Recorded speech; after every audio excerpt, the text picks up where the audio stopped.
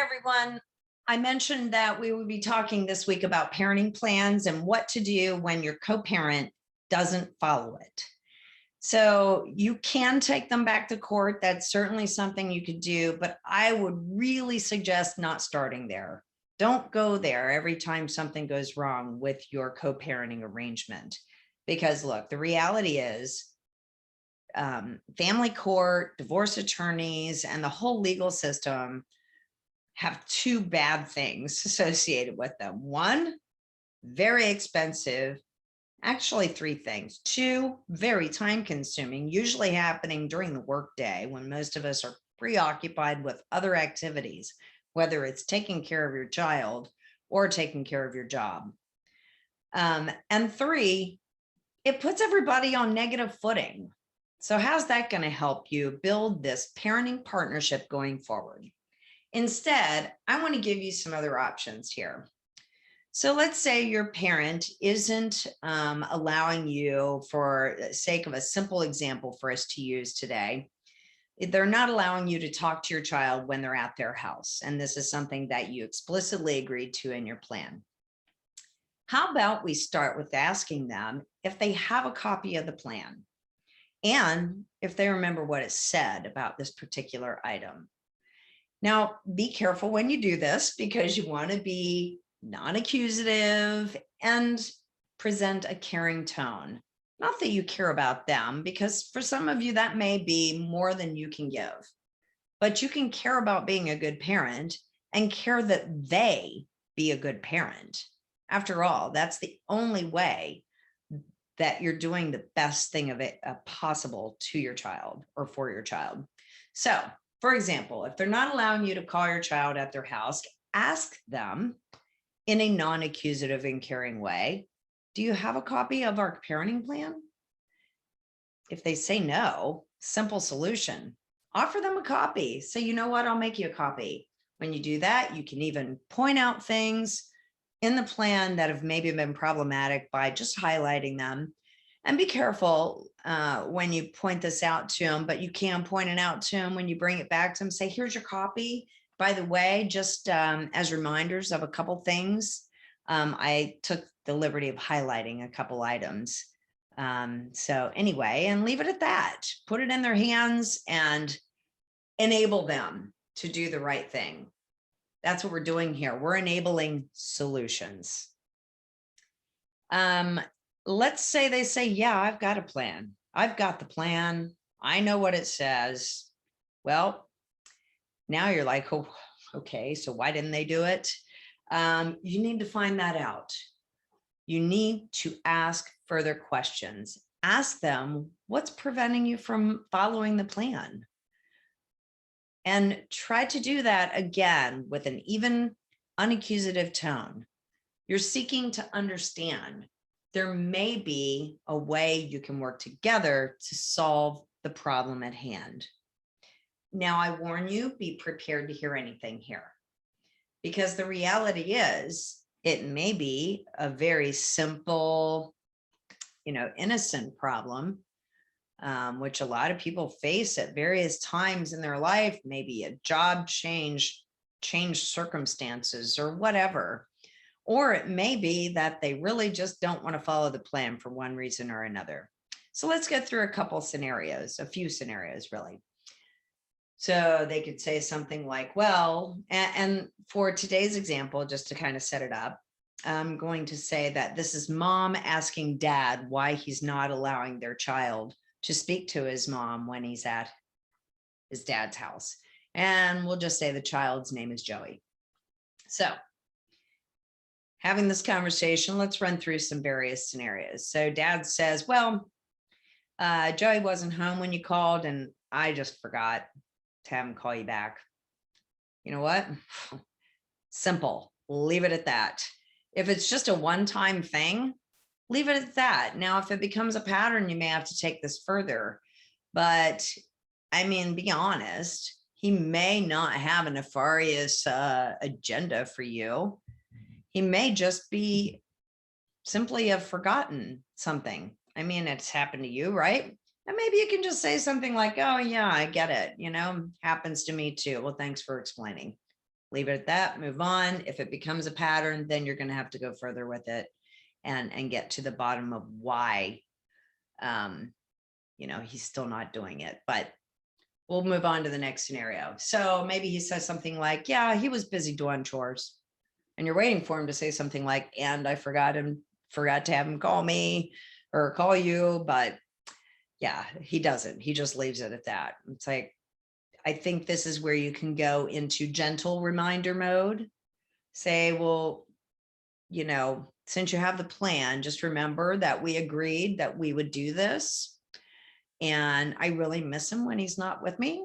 Kind of appeal to, an emotional connection with the child. Explain that that is your motivation. It's not to interrupt time. And say, I'd appreciate it if you could make an effort to let him speak to me when I call, and I will do the same for you when he's with me. And therein lies the magic. You're offering to demonstrate the behavior you're asking them to engage in. You're saying, we're equals here. I'm going to also follow the plan. Please, let's be partners. See how that works? Okay, so those are pretty basic ones. Now it could get more difficult. They could say something like, I didn't want his time with me to be interrupted by you. Now, before you take that personally, I know they use the by you in there, but you may not have really been the subject. It may be the fact that time was the subject, their time with their child.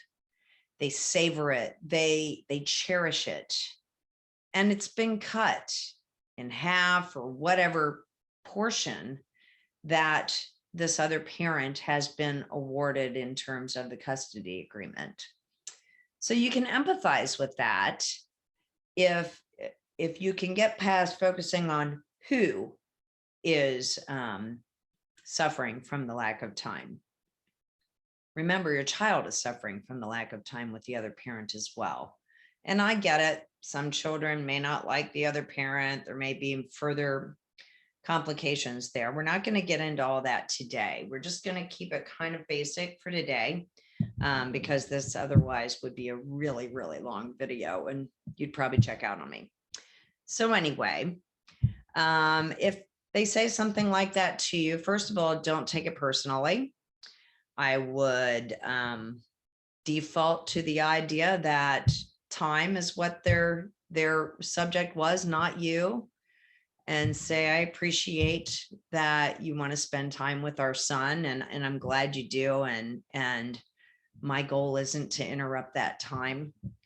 However, I miss him when he's not with me as well. And if you could allow me to touch base with him when he's with you, I'll make sure he gets to do the same when he's at my house.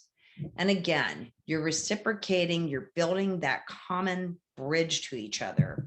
You're going to be partners, and you're also empathizing with them and letting them know that you too feel that pain. All right, so those were not too painful, but it could get uglier. They could say something like, I don't see why you need to talk to him while he's with me at all. And, it could be simply that they meant the same thing as the last statement, but they're a lot less mature in how they communicate, or they're just more angry with you, or more angry with the failure of your marriage, or whatever, failure of your relationship if you weren't married. But none of that matters. Look, you're not here to solve the problems you and the other parent had romantically or as life partners. You are here to solve any difficulties you have being parents together. You both want to be good parents. Now, I know I just made a big assumption there. Maybe you don't want to both be good parents, but that's what we're dealing with today. People that don't want to be good parents are a different episode, and we'll talk about that one at some point. But for today, we're assuming that both parents want to be good parents. They may not always accomplish it, but they want it. So remember that that's your number one goal. You're not here to fix your relationship with one another. It's not a prerequisite that you like each other. It's not a prerequisite that anyone apologizes or forgives for past behaviors in order for you to be good parents. You're simply going to focus on the being good parent thing that we just said, right? So they say something like, I don't see why you need to talk to him while he's with me. Simply say to them, I can see why you might feel that way. That doesn't mean you agree with them. That's just acknowledging that you heard them. That always softens people's response to whatever else you might say. It opens them up to the fact that you heard them. Maybe they can give you the same courtesy. It works for some people, believe it. So you say something like, I understand that you may not feel I need to talk to him. I can appreciate not wanting to have my time interrupted. However, and then you go into a more matter of fact response of reminding them, but this is what we agreed to in our parenting plan.